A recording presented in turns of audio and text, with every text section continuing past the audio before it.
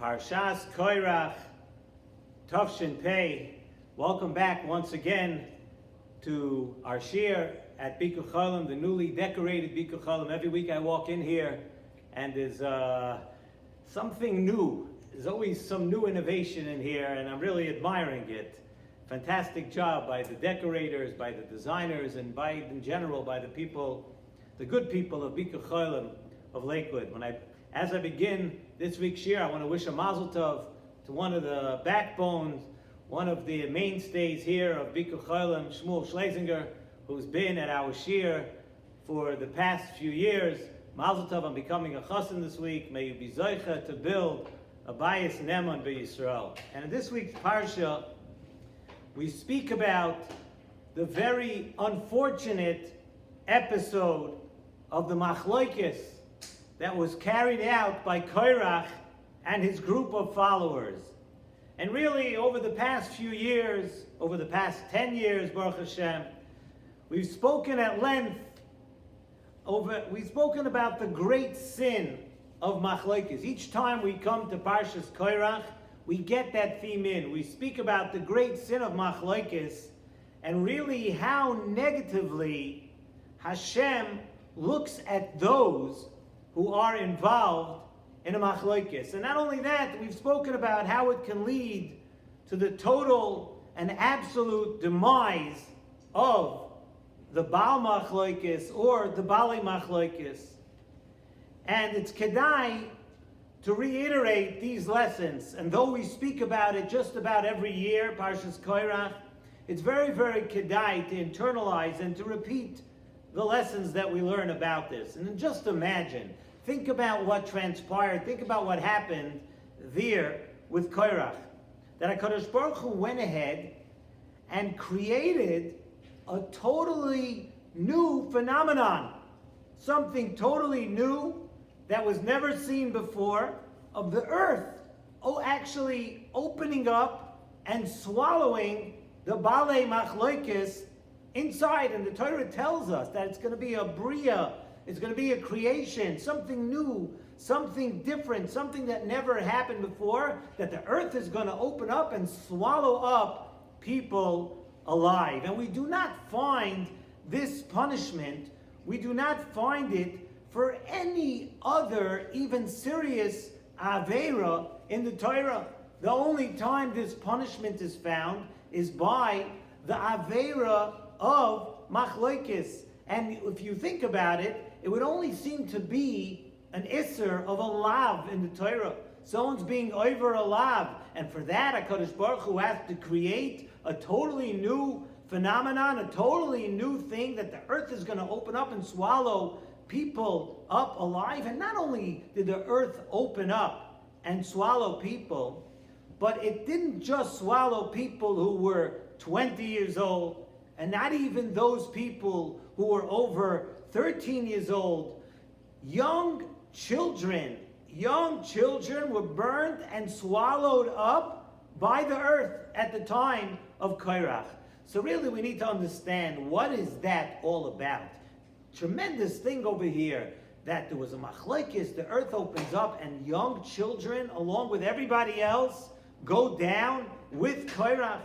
And not only that, Moshe Rabbeinu even told everyone to not even get near and touch any of the possessions of those people who were involved in the machlokes.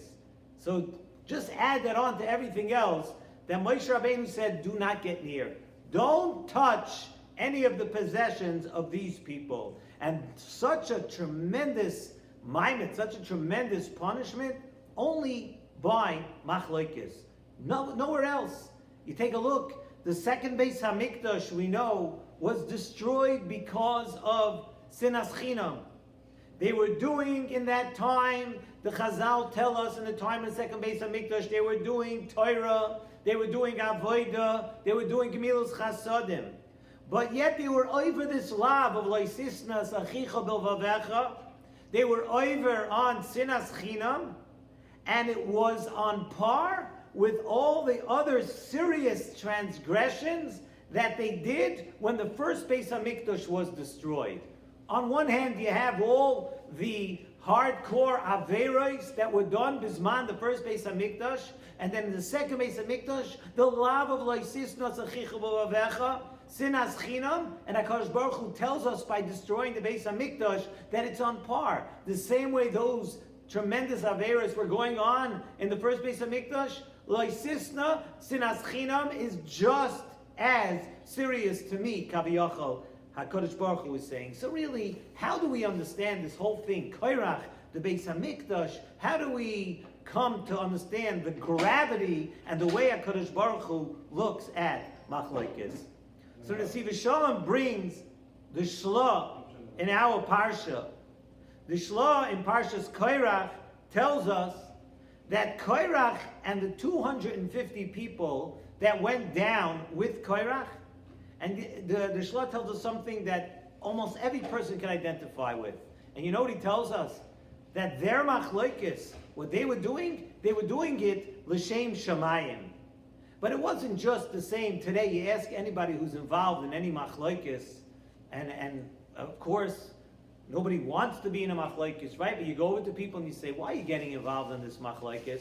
Why are you getting involved? This gadol, that gadol, this faction, this group, that group, this neighborhood, that neighborhood, this shul, that shul. Why are you involved? Why are you getting involved in machlokes? I can almost guarantee you what his answer is going to be. And his answer is going to be, I'm doing it l'shem shamayim. So of course you look at Chazal, the Chafetz Chaim, nonsense. You think about it, 99.9% of the time it's personal, it's something that bothers you, it's your kavod. But Zok the Shla, that over here, these 250 people, they were actually l'shem shamayim. They felt that Moshe Rabbeinu was going to daven at this point, and Moshe Rabbeinu was going to daven that his family should retain the kavod, that his family should be the leaders of Klal Yisrael. His family should be the ones to get close and do the avodah. Moshe Rabbeinu wanted that, and they knew that if Moshe Rabbeinu was mispalo for something, there's a good chance that Moshe Rabbeinu was going to get it. So they too wanted to be close to the Shekhinah. They didn't want Moshe Rabbeinu to have all of it for himself. So if they would taka l'shem shamayim, like the Shla brings down, why were they punished so severely? We go back to our question. The punishment was so severe. So Nesivos Shalom tells us something very, very interesting. And he tells us all these questions are wonderful questions. But we need to know that the Torah is teaching us a vital lesson over here. The Torah is teaching us the lesson of Rabbi Akiva. Rabbi Akiva teaches us, V'ahavta l'reacha kamoicha. And we all know what that means, that a person to love your friend, your neighbor, as thyself. V'ahavta l'reacha kamoicha. And we know Klal Gadol B'Torah. The Avdu Echad is a Klal Gadol B'Torah. And what does Klal Gadol B'Torah means? It means, Zok Nesivos Shalom, that the entire Torah revolves around that. And you know why the entire Torah revolves around the Avdu Echad Kamoicha? Because when Klal Yisrael is Ba'achdus, and this is really a lesson we ought to think about, how great it is when Klal Yisrael is together. When Klal Yisrael is Ba'achdus, then we are family. We're a family. And if we're a family, then Hashem is the father. Every family, right? A family has a father. So if we're a family, if we're all children, then Hashem is totally the father of every one of us. And if not, then Chas v'Shalom, HaKadosh Baruch Hu is not Avinu. HaKadosh Baruch Hu doesn't have the position of being a father because the children are not together. Machlokes, by definition, it splits apart the family of Klal Yisrael.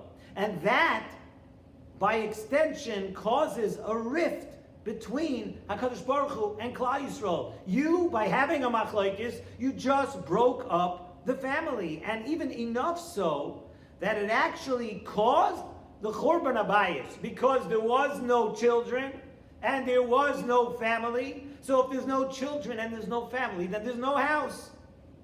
It directly correlates. It follows. No children, no family, no house. HaKadosh Baruch Hu says, we don't need this house. We don't need the Beis HaMikdash. And that is why, says the Nesivos Shalom, it results in the most stringent punishment in the Torah. Because you're splitting up, quote, the family of Hashem. And that's a very, very serious matter. So nobody should think when they get involved in a machlokes, that it's only about you and the person next to you. No, it has a bearing on the entire Klal Yisrael and by extension on the entire world. So Korach was punished so severely because HaKadosh Baruch Hu despises machlokes amongst Klal Yisrael.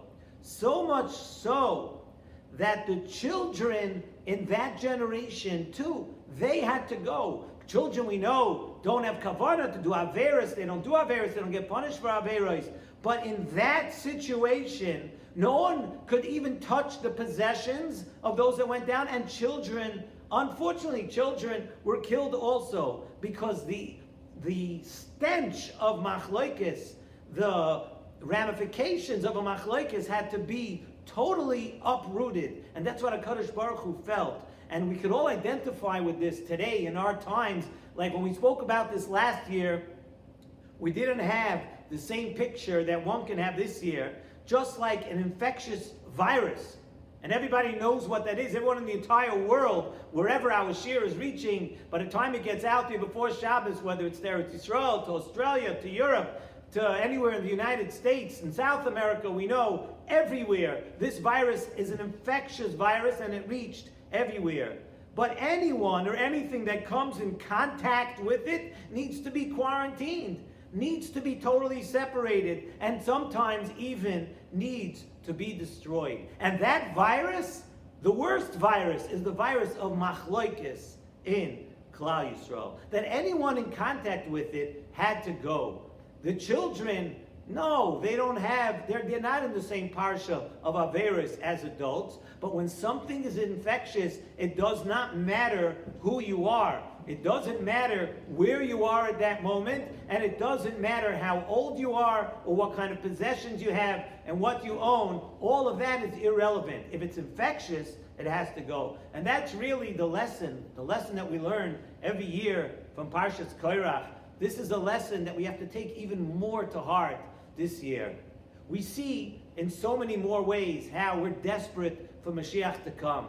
Nobody knows in this world what tomorrow will bring.